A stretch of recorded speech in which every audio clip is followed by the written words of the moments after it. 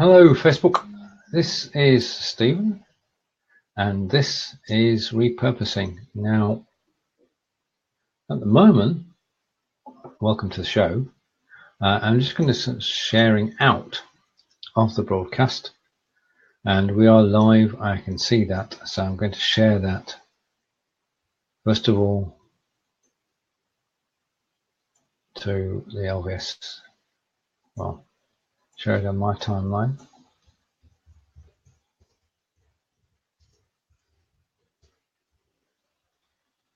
And I'm going to put in the link as well. So I know that nobody's watching, so I can copy that, put the link in.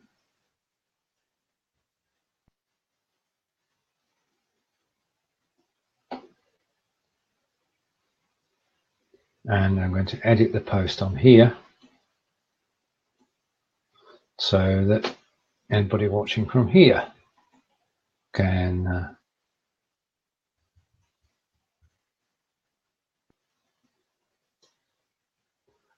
right, bit of a slow start to the show today. I'm going to drop that down. You'll see why I went like that in a moment. Good afternoon, Tina. Hello. Sorry about that. What's going on? The show must go on indeed. Everything sorted? No, he still has not found parking. Oh. Yeah. Is this the first day back? Yes, and he lives on campus, but he stayed here and went back to campus today. Yep. So, yeah, he didn't realize that the parking was going to be so crazy. And I'm like, I could have told you. He's like, he's been driving for like 40 minutes. And right before I got off to come on here, he found a parking place. Like a guy was pulling out. So he pulled up behind him and somebody entered from the wrong direction. It took So he's really mad right now. He's cussing a bit, is he? Yes, the joys of college. Well, my thoughts today, before we start the show, with everybody in Florida, as Hurricane Irma wings its way. I mean, this is hurricane season, isn't it? Yes, it is. Yeah, and Houston was badly hit, and let's hope that the funds that they need reach them. I mean, the thing about today's global is that we're a village, really, and we hear about things live, and events affect us all now. Yeah, we all know someone everywhere. Oh yeah. There's probably not, unless it's a very remote corner of the world, we know somebody in just about every area. That's true, and we know Jeff in Florida.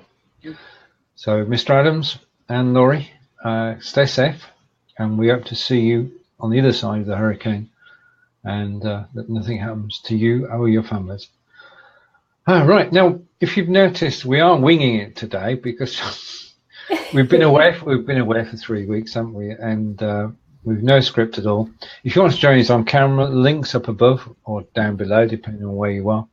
I'll post it here as well in the comments. If you are watching, please say hello, and welcome you to come on camera. Have both been pretty much unplugged for the last 3 weeks, which is really unusual for the two of us to be not only not live streaming, but not really engaged online. And so you guys need to fill us in. Come on, talk to us. Tell us what's been exciting and what have we missed. Yep, what have we missed in the last 3 weeks? It would be good to know. I don't think we've missed anything on the Be Live platform, apart from the shows, obviously. Right. But there have been no changes since we've been away. So everything's working, fingers crossed. We had a bit of fun yesterday, but today it seems to be fine. Well, I'm still hearing, I just recently watched a live stream that Mari Smith did. I didn't catch her while she was live. I watched the replay. But she actually mentioned and was asking the audience their thoughts on scheduling. Yeah. We're not the only ones that have taken notice of the fact that when you schedule your shows, that you don't seem to get as much engagement as if you just go live. That's true. That's true. I mean, we've tested it. Well, and this show wasn't scheduled, and we have tested it, and we know that you get greater interaction.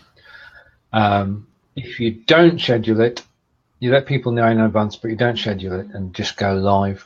That seems to be the best way to go, because the problems are not, though, and this is the thing, the problems are not on the Be Live side. It's the Facebook side that's causing all the hassle and all the problems. And to everybody who's joining us today, this is Tina and Stephen with Repurposing, with no script, so anything can happen, and you're welcome to join us on camera. Links up above. Yeah, we just want to hang out with our friends again. We've missed you guys. So. We have. We want to get back in the groove, because we've got great things planned over the coming weeks, and Be Live is a definite part of that, as we've arranged shows 5 days a week. Yes, we have. We have a new host. Well, a couple of new, actually. So, are we ready to share that yet? When the time? Oh yeah. I think we should share that. Oh, I don't have it in front of me. Do you? Oh, right. Okay. I can pull it up. If we go forward from today, the new show tomorrow is at 3 p.m. Eastern, and that's with Adair Palmer. Now, yes. The last time we met Adair online, or I met Adair online, it was 2 o'clock in the morning where she was. That's right. She was on this show. Yes, indeed. So Adair now has her own show, which starts tomorrow at 3 p.m. Eastern, and it's under the Be Live banner. And we'll probably pop in and see her and say hello. Absolutely. Yeah. Thursdays, we're back, but we might have a plan by then. Maybe. We're growing your live tribe, which we enjoy doing, and we enjoy everybody joining us on that show. So that's on Thursday at 12 p.m. Eastern. Then on Friday, it's Brigitte and myself answering the questions that have been asked in Be Live as in the previous week, and having a good time, again, chatting to everybody, because this is really about networking. All right. And then our final new show is next Monday, which was with David and I. Now, that could well be David Burrows, but it might be David Vaughan. That's why I just left it to David. So it's going to be a David. It's going to be a David. It's going to be one of the two. Yeah. And that means we've now got the 5 shows a week. And we've got the course. Now, news on the course is going. I'm just going over to Udemy for a moment, because the Be Live in 5 course that Tina and I put together is about to celebrate, or it's got 1,961 students, which is just that far from 2,000. It's amazing to me. I anticipated it to be successful, but I thought that we would reach kind of a threshold after a short time, that we wouldn't see as many people joining, that it's a constant influx. We're always having people joining every day. And so that's exciting for me. And, I guess we had the advantage of Be Live doing, doing its kind of coming out party where it went to the paid platform. And when they did that, we had a big influx of people at that time. And I guess I thought that after that it would kind of trickle out a little bit. But it really hasn't. It just keeps going. So that's exciting for us, but also for Be Live, that means more and more people are continuing to find Be Live. Well, that's true. I mean, this is repurposing, because we repurposed our knowledge about Be Live into a free Udemy course. And as I just said, we were 1,961 students. It's free. If you want to take it, just search for Facebook Live on Udemy, go for free courses, and you'll find Tina and I at number 1. But the thing that's amazed me is this past week, we got, over the last 2 days, 40 new 5-star reviews. Yeah. Which is incredible. And the people who are giving the 5-star reviews have done a substantial part of the course, because we do get people just take the course and disappear, or not take the course. And we were exciting in the beginning when we first got our first couple of reviews came in that were good. And several of those first reviews came from friends of ours from Be Live. There were people who were already Yep. using that went to take the course to make sure that they were taking full advantage of Be Live and understood everything. But now the reviews are coming in from people, and people are joining that we don't know. So this is great new opportunity for us for even just growing our network so much, which is what our show on Thursday is about, is growing your live tribe. But the Yep. Udemy course has just been outstanding for it, and the Facebook group is doing well. Yep. And I'd like to say hello to Matthew, who's just joined us, Matthew Hill from the UK. Hello, Matthew. Hello, Matthew. We're keeping one eye on things that are going on. If you want to join us on camera, Matthew, then just click the link and you can come and chat to us about repurposing or about Be Live TV or about anything, really, because we've no... The free for all today. It is. Ostensibly, we are talking about repurposing. But Be Live in 5 on Udemy as to, and we're quite happy about that. And down the road.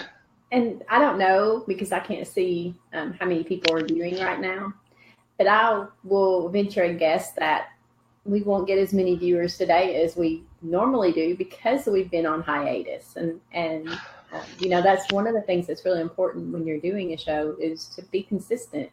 People get used to watching you, and they'll say, "Oh, it's Tuesday, I need to go watch Tina and Steven." Even if they miss the live, they'll go watch the replay because they're used to seeing us. And since we've been away, some of our friends probably won't remember that we're here. They might see us in their feed a little bit later on, but they probably didn't remember to come and watch us at 11 because we've been away.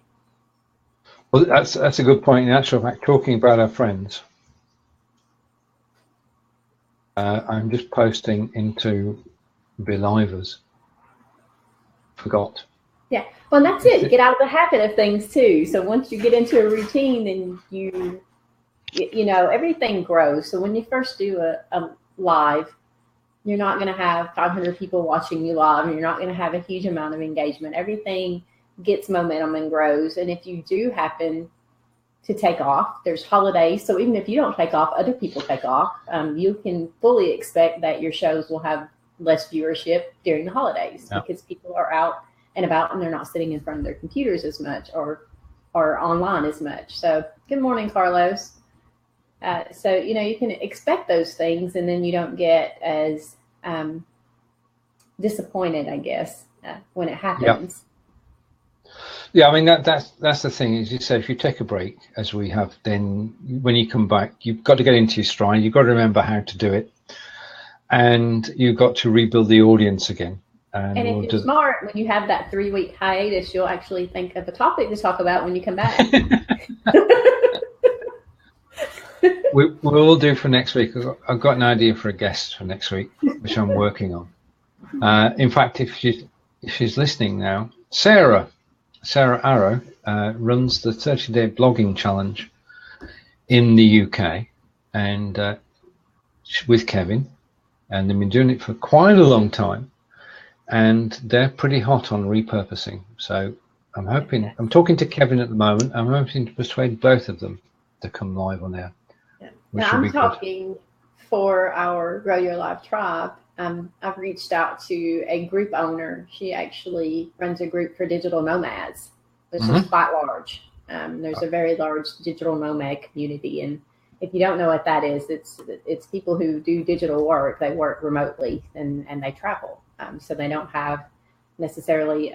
Some people have a home base, but a lot of people just travel, and so they'll go spend 3 months in Bali and then pick up and take off to Taiwan and and travel around. And because their work is digital and they can do it remotely, they can work from anywhere. And there's a very large tribe online, and she happens to own one of the groups that's really active and big. So I'm hoping she'll come and talk to us about her live tribe there, because she does go live into the group very often. Brilliant. And if you're watching now, there are two things. One, you can join us on camera if you click the link.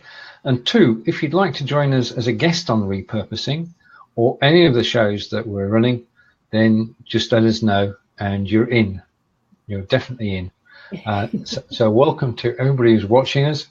off and on. And this is the Repurposing Show with Tina and Stephen. And we're just letting ourselves gently back into the flow of live video. I don't know. I mean, basically, do you think there will be changes to be live in the coming weeks? I'm not sure. I think that there's still some kinks to be worked out. We still have people who are having issues with usually technical issues, which aren't always something that Be Live can account for. I would like to see the ability to use this on something outside of Chrome, because not everyone uses Chrome. I don't know why they don't, because it really is the best browser, but not everyone loves Chrome the way that I do. So I'd like to see maybe an extension for different browsers, but I don't know. Stephen has a better idea of what kind of work that takes. I don't really know what extra steps need to go into the product to make it work with other platforms. Well, the problem is, the major problem is that we're using WebRTC at the moment, and WebRTC started as so Carlos knows. Good to know. See, I love that we have people in our audience that can answer our questions. As Carlos has confirmed, the situation is that WebRTC was developed by Google and then given to everybody to work on. It became free software, which means that it's tied into Google technology. And the fact that it works with Chrome, well, I don't think that's coincidental. I think that was done on purpose. But as Carlos says, good news is on the way for Safari users, in that Apple are going to be updating their iOS to possibly support WebRTC, which you just mentioned a moment ago. And that will mean for anybody who's on an Apple product, that they can use Safari. This was a problem that I ran into yesterday.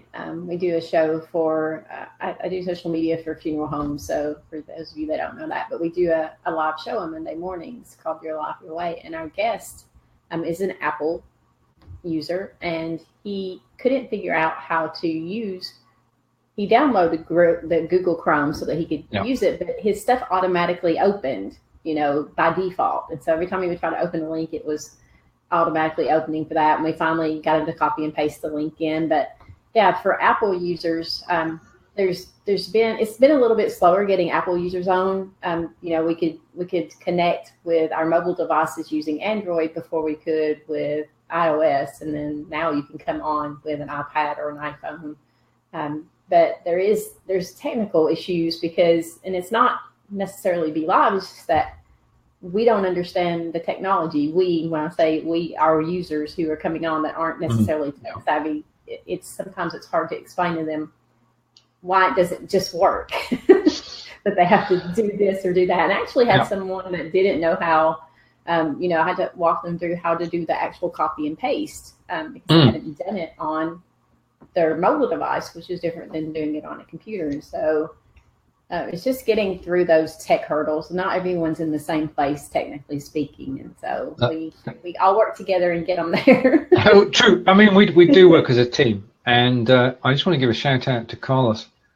As Carlos's comment is, the funny thing is all apps for mobile to stream are more prevalent on iOS. Yes. And that's a point I was just coming to, because I watched a video last night that Carlos did about another system, which is not BeLive.tv and is Apple and iOS. So if you want to come on and talk about that, Carlos, please do. Otherwise, if you could drop a link for it, I think it was it movie.live?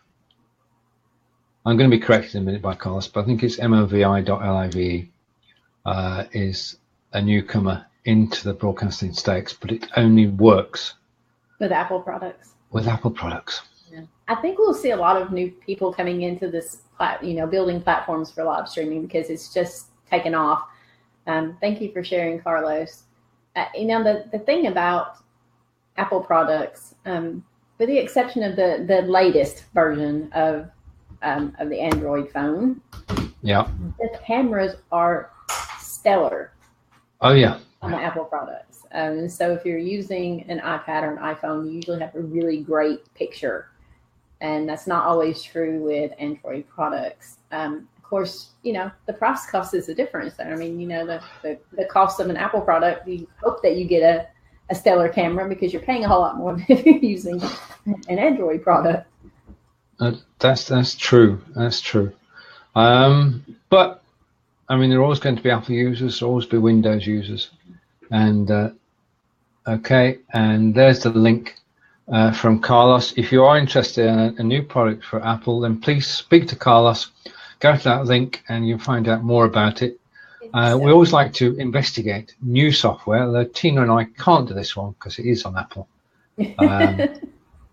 And Carlos is saying it's not new. He's used it for 9 years. Well, it's the first time I've heard of it. But then again, I'm a Windows guy. So yeah. Well, I actually live stream from my Windows computer. I use my Mac for literally everything else. I use this computer for live streaming and for watching TV. And I use my Mac for work. So I am a fan of Apple products. But I do realize that they're cost-wise, they're not accessible to everyone. And then also a lot of people just really don't like the iOS because most people started out with Windows, and people just don't like to change. So I think you're right. We'll always have both platforms, and hopefully, competition is good. It's never a bad thing, and so hopefully they just keep making each other better. Let Apple and Android duke it out, and we are the benefactors because they have great products. well, the fact that they're battling each other is good. I mean, Carlos is on iOS today, on his tablet or his phone. So the technology is just fantastic, and we're lucky to be involved in it. It's just, there's so much to do, so many exciting things to get involved in. If both platforms, then you can also repurpose your content. If you're teaching people how to use the platforms, then you can do a tutorial for one and then repurpose it and change as needed to do a tutorial for iOS. So Carlos is on mobile. Now, I am not, as much as I am a tech person and I love tech, I really still just use my phone to talk on the phone. I don't use it for anything else. And I think that's just habit. I just prefer to sit down at a desk in front of my computer and use my computer as opposed to mobile, unless, you're out and about, like you were just out in Germany. And, so it's really great to have that technology in the palm of your hand where you can go live or take pictures or whatever you want to do while you're. That's true. I restrict it to taking pictures, and because the cost of Wi-Fi is you guys don't have it, and I really wasn't even aware of the differences in that kind of thing until I was fortunate enough to finally travel overseas. And then I realized that when I was in Cape Town and in London, that finding Wi-Fi, when I was in Cape Town, I actually had to go purchase like a little card and purchase time. It's completely different from where we are, and I live in a pretty rural area, but I still have access to Wi-Fi pretty much all over the place. And wow! So it's completely different. The infrastructure is so different. We don't always appreciate what we have. Well, that's right. I mean, we've got 3G and 4G phones, predominantly 3G, but that can be expensive because you don't get unlimited data. Yeah, and most of us get unlimited data. So even if we're using 3G or 4G, almost all the plans are affordable with unlimited data. So yeah, it just never. I guess you don't think about those things because you're used to what you have, and so if you came over here, you probably wouldn't even think anything about it. You would just do what you've always done. I just log in. If somebody's offering Wi-Fi, then I'm not going to say no. But like you, I do prefer to broadcast from a desktop, simply because of the quality of the broadcast. I mean, I read a post early today about a teacher who was having to review movies made by her students. And she said the worst thing was camera shake, in that they were actually, watching.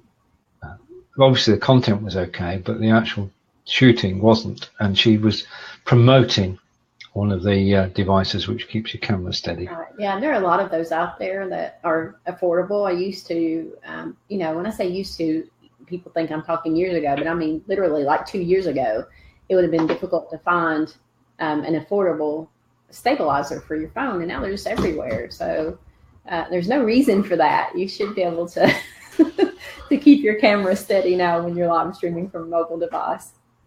Yep, no excuses, and they're not really expensive, are they? In terms of well, and if you're talking students, that's a different ball game. This is what we do.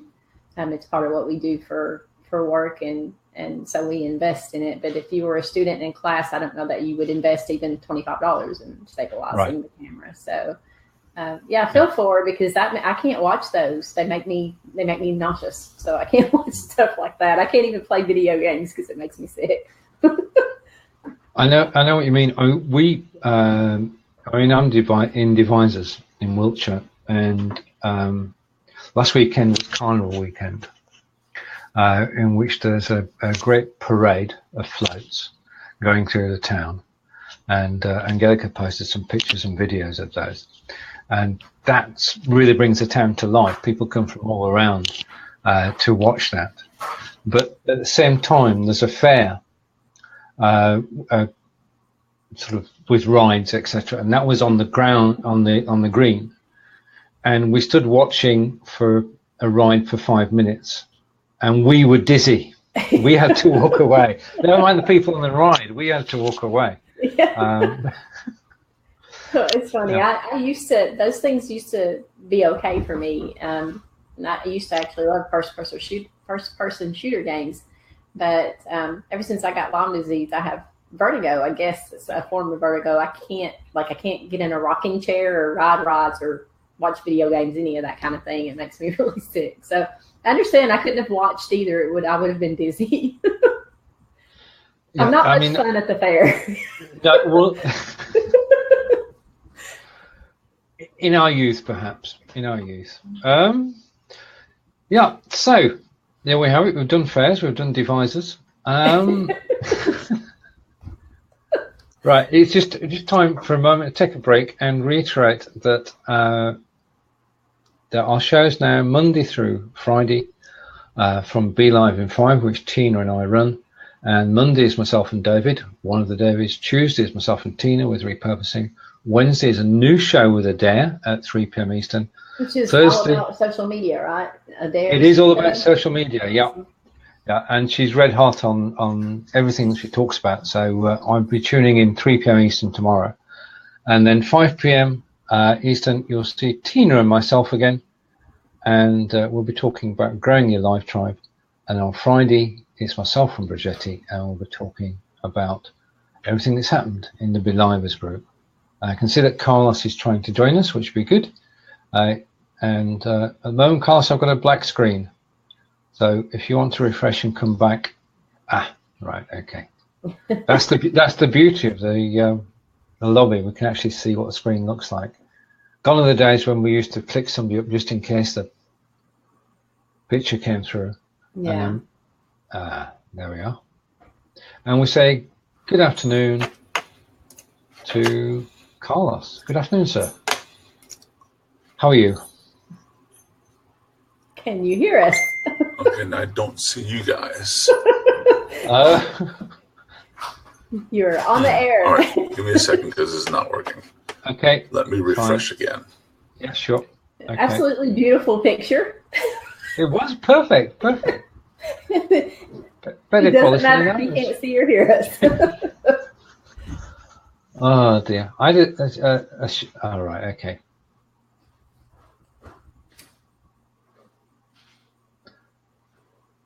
Our fingers are crossed, Carlos.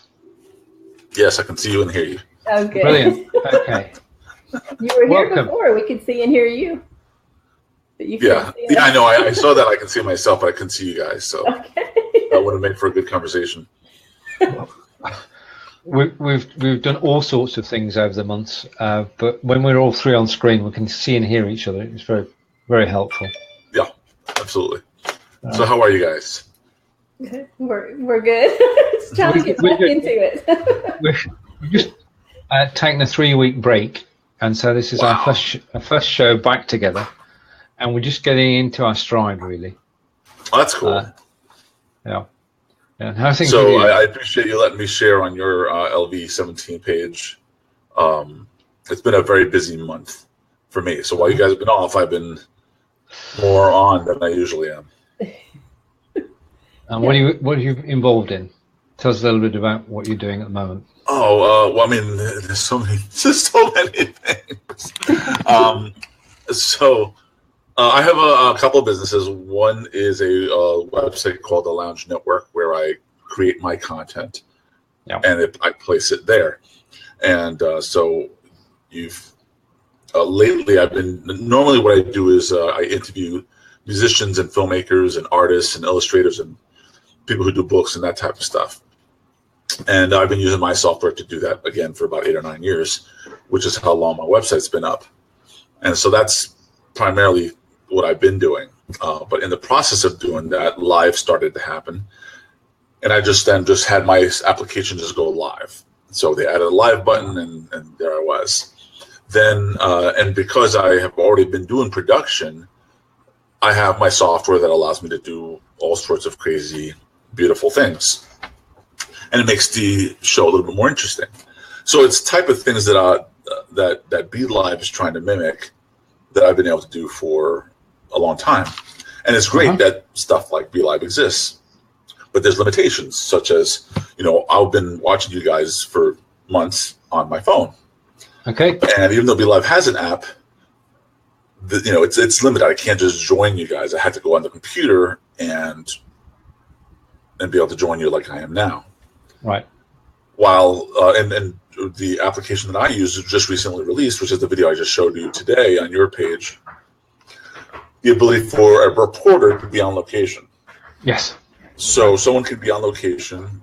They can shoot some B-roll. They can prepare their content, because I'm not there. I'm getting ready to go live in about an hour. You have an hour now to prepare your content. Yep.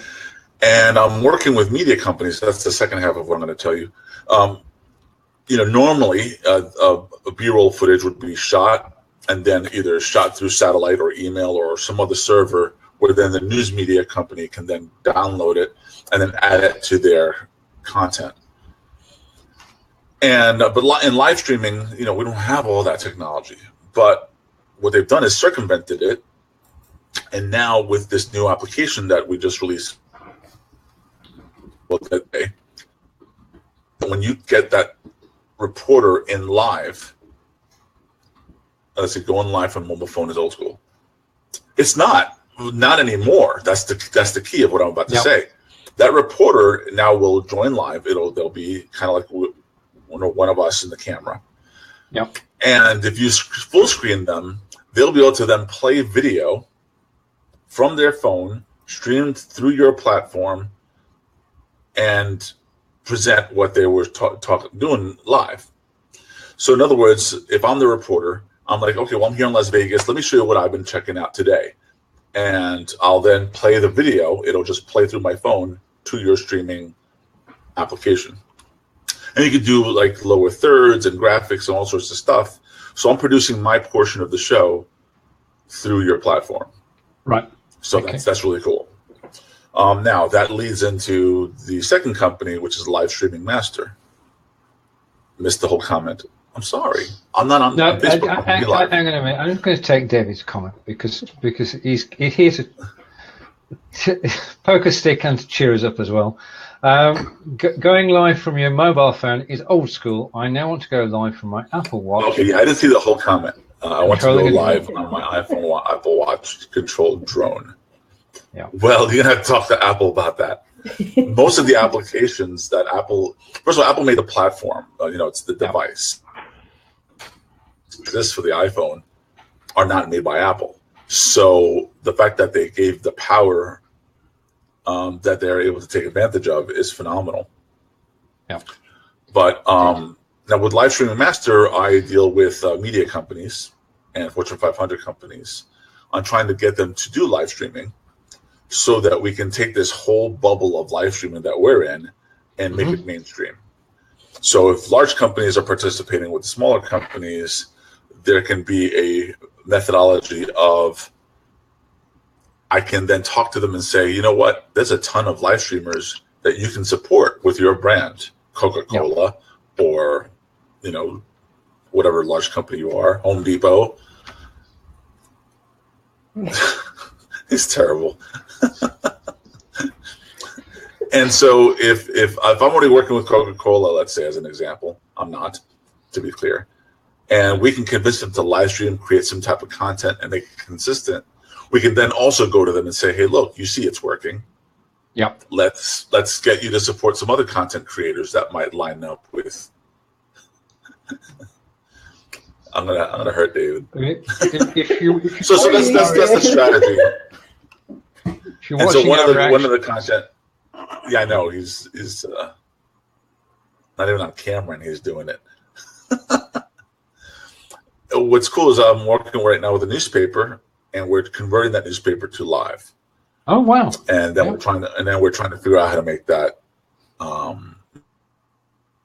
They get 1 viewers per video that they do live. They should be monetizing that. Indeed. I mean, that's the holy grail is to actually monetize live video. I'm impressed that you convinced the newspaper to do anything innovative. Started going through live streaming. The thing is, they didn't know how. So they bought the equipment. They just kind of started playing with it, and they've been doing pretty well so far.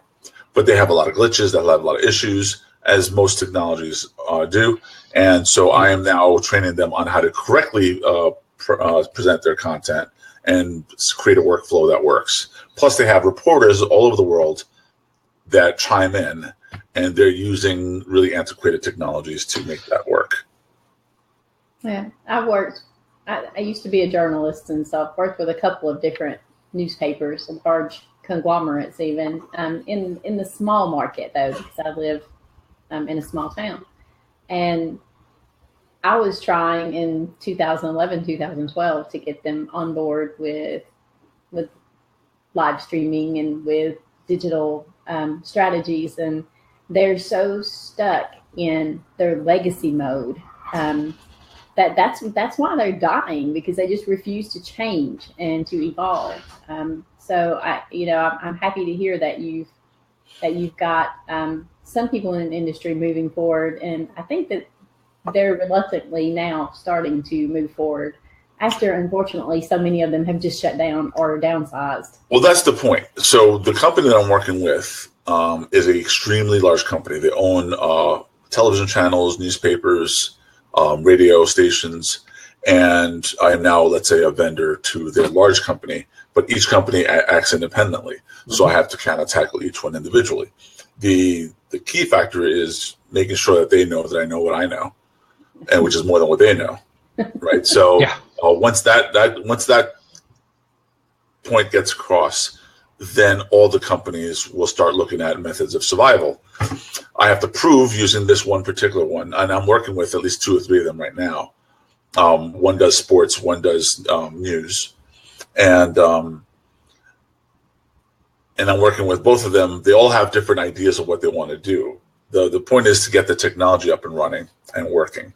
Second is to figure out ways of monetizing, but in a way that dances around all the rules that, let's say, Facebook has or YouTube has and so on. And it's working. So right now we have the one with sports. I don't remember what their viewership is like, but it's in the hundreds of thousands at least. Okay. And what's great is they're already monetizing, right? And they're using Facebook Live, so there's a way. So that's promising, folks. It is, and it's using Fortune 500 sponsors, so it's possible to do it. It's just whatever your content's about. So whatever your content is about is going to control what level of sponsorship you can support, and then how you present that sponsorship is another thing. and that's where you have to know the rules of Facebook and so on. But then the second one hasn't pursued any sponsorship. They just want to make sure that they can do what they want to do. And my purpose is to turn them into like a CNN type of station. Eventually increase their streaming capability to be able to be 6 to 12 to eventually 24 hours, and not necessarily rely on Facebook, but rely on any live streaming platform that will allow them to monetize. And it's just a matter now of taking those 1.5 million Facebook viewers and shifted them to other platforms. And that can be done, and that will be done, or else. Yeah, well, I think it will. And, a lot of the rules that we're seeing in Facebook and in other platforms will have to evolve to support where they're wanting to go. I mean, Facebook wants to go in this direction. They want 24-hour programming, and they want to be able to monetize that from their end and from the end of the content providers. And so to make that happen, some of the rules they have in place now are going to have to evolve and change, or it won't happen. Oh, well, the way it has to evolve and change is a little bit of mimicking of YouTube, where there's some profit sharing. Mm-hmm. Right now they don't show ads. It's more data collection. YouTube started putting ads, and then they would do a profit share. The idea is how, what direction will Facebook take it in? And now Facebook's also creating their own content as well. Yeah, even though I make money on YouTube, not a great deal of money, but it is there. I mean, the facility is there, the mechanics are there. And well, part of the mechanics in YouTube is that if you do get your own sponsorship, you can tell them and they will allow you. Right. Yeah. You don't have that on Facebook.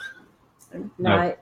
And Facebook now, a lot of people really hate, and not everyone's even eligible to be able to do this, but to be able to have ads come up, they're like interrupting the show. So you have like in the middle of the show, it just stops and shows the ad and then comes back, and people absolutely hate that.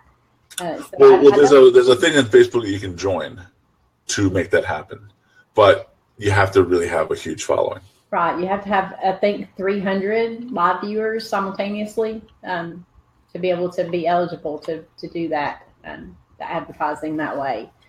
Unless it's changed, that's what I like. Yeah, and the key factor to that is your niche. So, for example, I know there's a woman, and I'm not going to name her.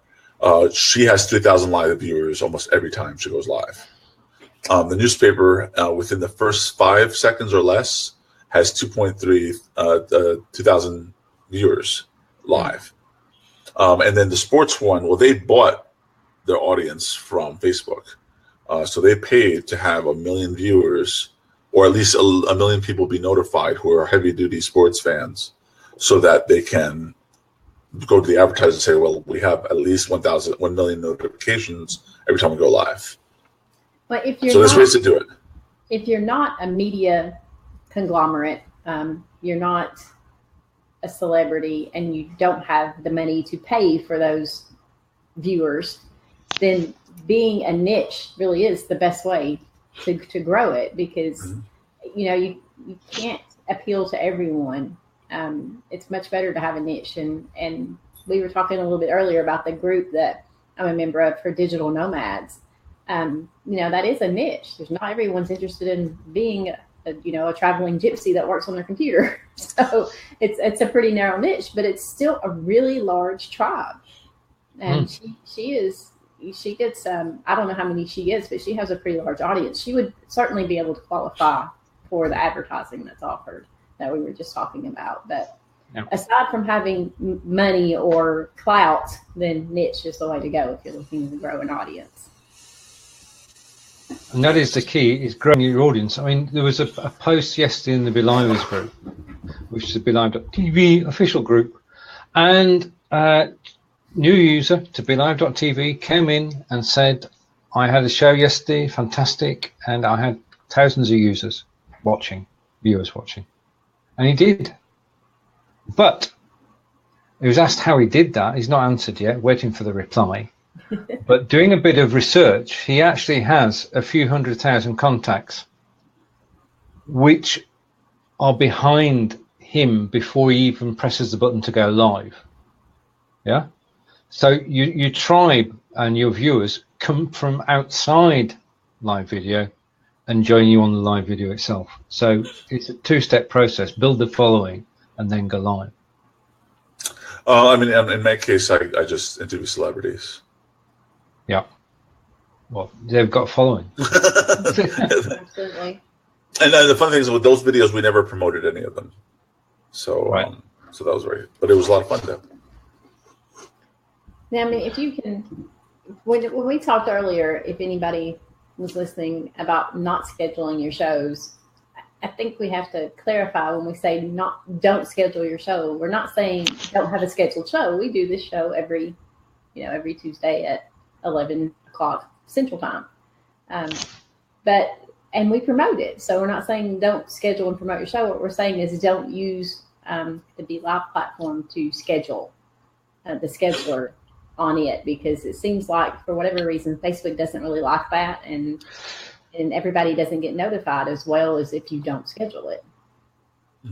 That's true. It's unfortunate, because if it worked, it would be superb, because you could actually come to rely on it. But when you can't rely on the fact that your live video is going to start at all, or it's going to cut out after 7 seconds, or nobody's going to get notified, then you've got to sort of preempt all that and actually take action before you show, as Tina said, and promote the heck out of it before you go live.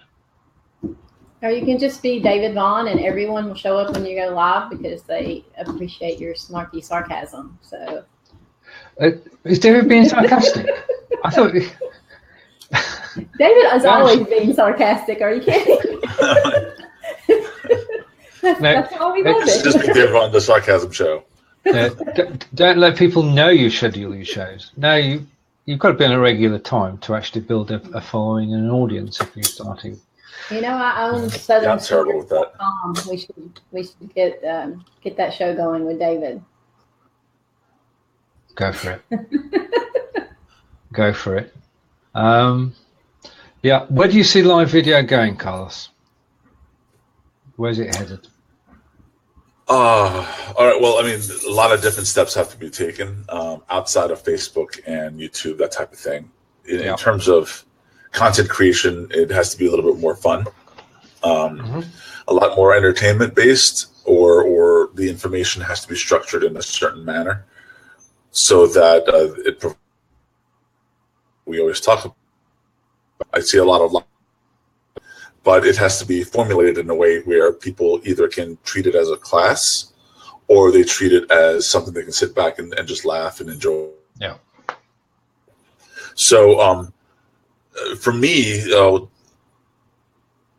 things that I'm doing, for example, is this the device that you might have seen on the video to increase the video quality of someone's broadcast, allowing you to use an SLR, for example, as your main camera, and having as many as you want.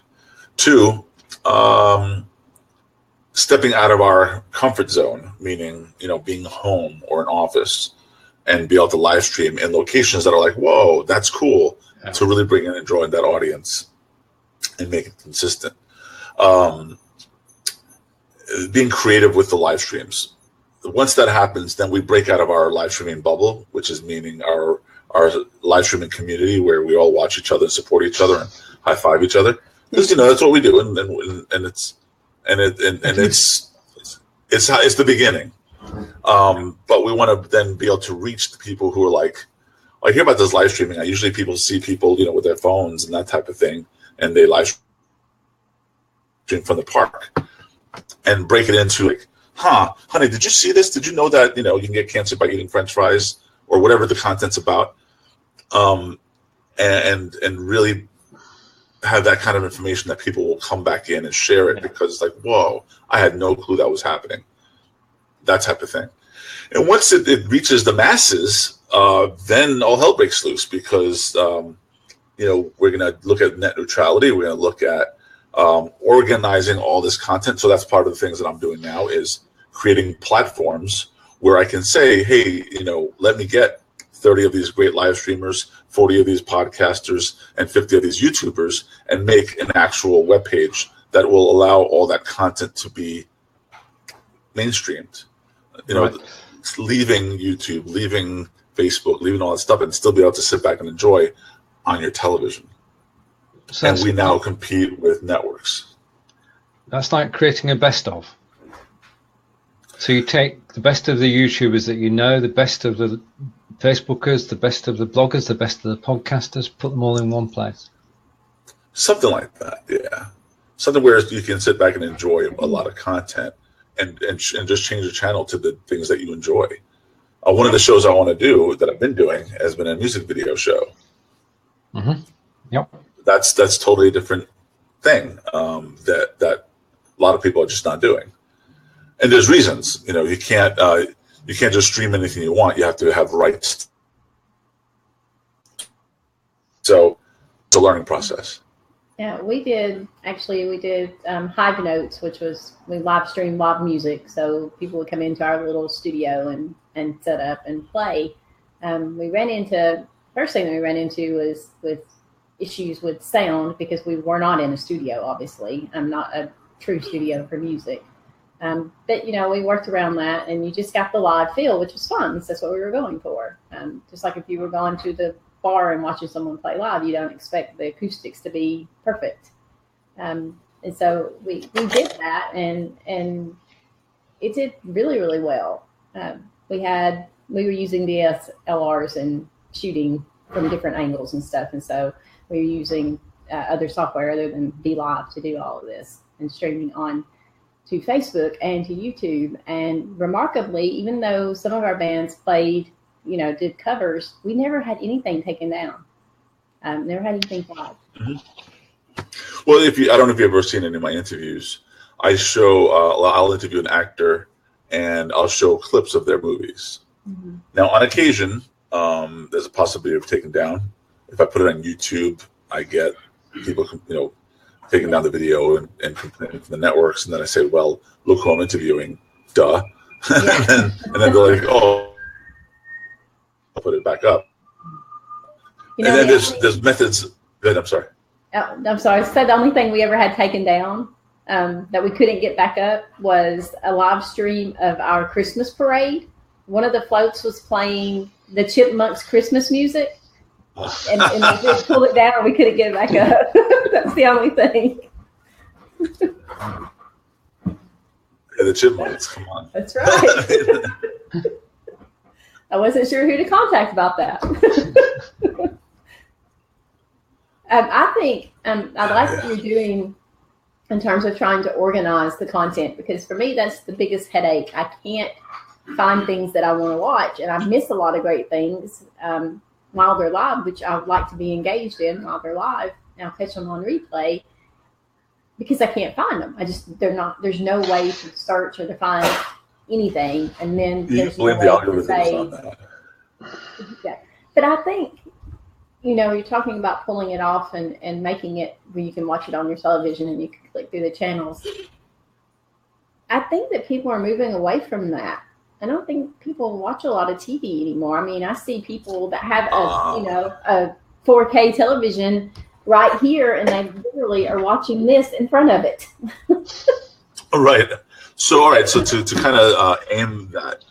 So right now, the ones that are focused on this the most are the youth, right? Millennials and teenagers and kids and stuff. And that's because I keep them from crying. But as they grow older and stuff like that, for example, Roku is now going to have an IPO. So they know they have viewers. They know they have users. They're selling more than Apple TVs are. Facebook knows by releasing the Facebook video app on the Apple TV that you can sit back and watch my content, for example, on a big screen. What they don't want to do is pay for cable. What they don't want to do is pay for the content that to them is not that interesting. Right. What they're doing is finding interest in what content they're finding here. Eventually, though, they want to sit back. And like the name of my website, The Lounge Network, is focused on that. The reason it's called a lounge is because you can watch the content wherever you lounge around. It could be in the sitting on the toilet, watching the phone. It could be in your living room, in your bedroom, wherever the TV is. And with these set-top boxes, you can start watching on your phone, and literally throw the stream right onto your TV screen. Cast it there. And so as more of that technology develops, and the more you have the Could be found on the screen. shush, it's talking to me. And the more to the house, turn on the lights, turn on the air conditioning, turn on my TV, throw on Carl's show, and you're speaking to everything. The big screen will eventually come back. Right. Apple TV is about to release, as far as we know, a 4K Apple TV. Roku already has a 4K device. They already released H.265, which is the format, the technology that's going to stream 4K. Apple's releasing the new iPhone, which is going to have their own version of really compressed, very high quality looking video at half the bit rate. So all the technology is aiming towards that. We can fight it all we want, but eventually that's just how people are going to view. And as soon as the kids grow up more and they have a family and they all want to watch the same content together, they're going to sit in front of that TV. They're not going to round the whole family around this little phone. No, they all just have their own devices. well, yeah, but thing is, eventually families form again. So a lot of the psychology that's been missing, how we talk about the kids, they're not going to have great social lives because all they do is sit in front of the phone. What we don't realize is their psychology is 100% different than ours. We cannot take our way of growing up and try to translate it to them. They will never identify with our way of looking at anything. So what's going to happen is, think about it. Hotels are not hotels anymore. It's called Airbnb. Taxis are not taxis anymore. It's now called what is it? Uber. Thank you. Sorry. Shopping in a store isn't shopping anymore. It's Amazon. Indeed. Even though we're experiencing that shift, to them, that is their existence. They don't know anything about retail stores. They don't know anything about going to a place and saying, "Oh, I can touch it.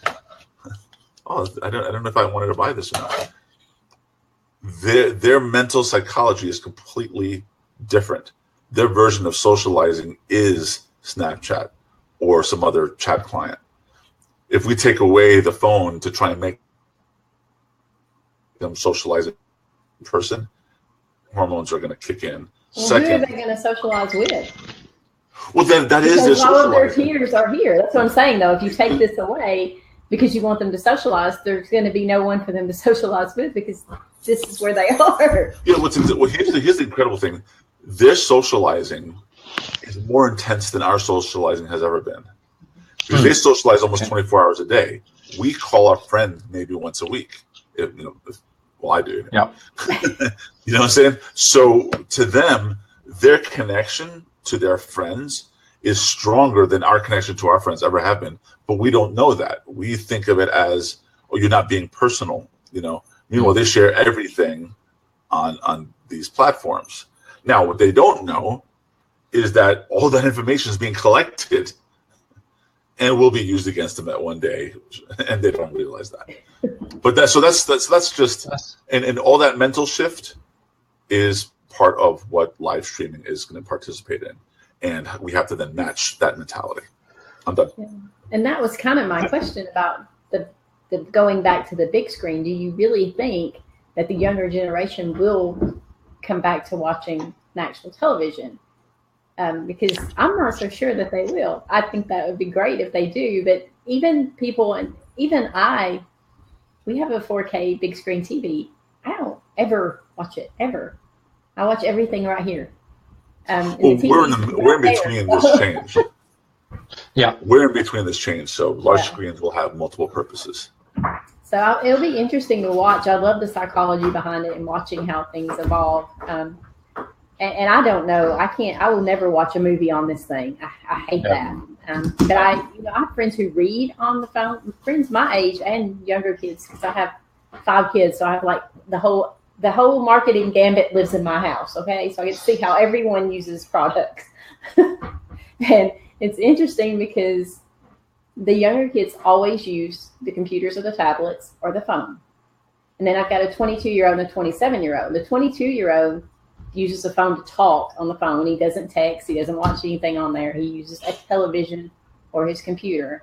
And then the 27-year-old lives on the phone. So it's there's not always it doesn't always follow in age groups on how people use things. Right. It's fascinating. It's fascinating to watch. Indeed. Carlos, thank you for your insights. It's been very interesting, food for thought. We'd love to have you back on a future show. If you'd come back and chat to us, that would be good. Absolutely. And we've got a tradition here. I do the intros, and Tina will do. I do the outro. So, Carlos, remind everyone where they can find you and learn about all the awesome things you're doing. Where can they find me? Well, Carlos Phoenix on Facebook, but live streaming master if you're needing services and hardware and want to make live streaming part of your life. And the Lounge Network if you just want to sit back and enjoy some content. And Stephen, you'll be here tomorrow. I'll be here tomorrow at 3 p.m. with Adair as she starts her first show. I'll be live in 5 and we'll be supporting her. Look forward to being here. So just check out Be Live in 5 tomorrow or Be Livers, and you'll find that I'm there. And Tina. Yeah, we'll both be back Thursday for Grow Your Life Tribe. So we look forward to seeing you then, and we'll see each other around, I'm sure. Thank you again, Carlos. Okay. Thank you, everyone. Take care, everybody. Bye.